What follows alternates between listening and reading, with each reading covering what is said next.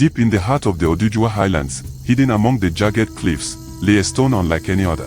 It was said to hum melodies of forgotten times, songs of triumph and sorrow of gods and mortals. The villagers of Ekanla believed that the stone song held unimaginable power, capable of healing or destruction, depending on the bearer's heart. For centuries, the stone was untouched, guarded by the cliffs and veiled by ancient enchantments. But word spread when a stranger claimed to have heard its song during a stormy night. He spoke of a voice so powerful it shook the mountains.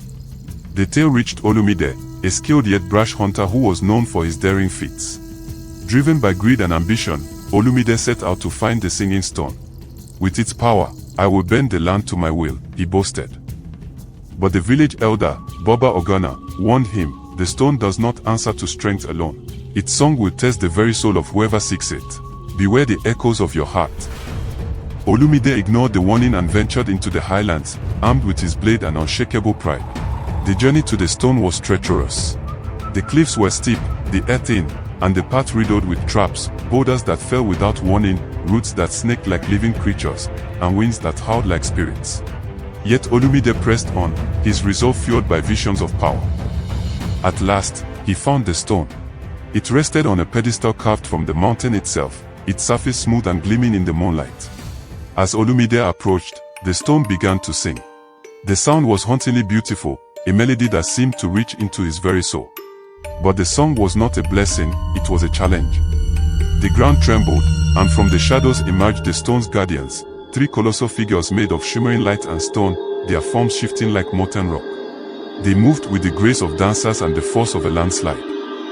"Prove your worth," one of them intoned, their voice resonating like thunder. Olumide drew his blade, his heart pounding. The guardians attacked, their strikes shaking the very earth. Olumide dodged and countered with agility, his blade clashing against their impenetrable forms. The battle raged, the cliffs echoing with the sound of combat.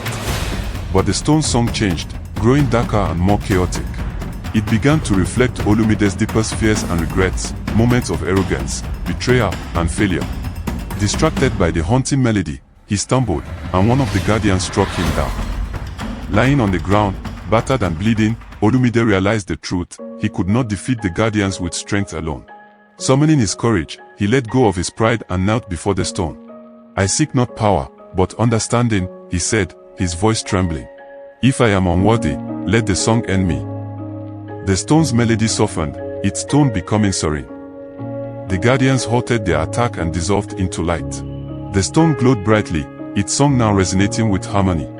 The stone's light surrounded Olumide, healing his wounds and filling him with a profound sense of peace.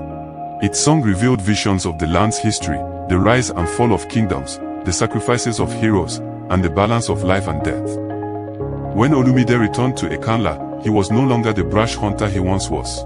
He carried the lessons of the singing stone, becoming a protector of the land and a voice of wisdom for his people. The stone remained in the highlands, its song waiting for the next soul brave enough to seek its truth. Only by confronting our deeper selves can we find harmony and purpose.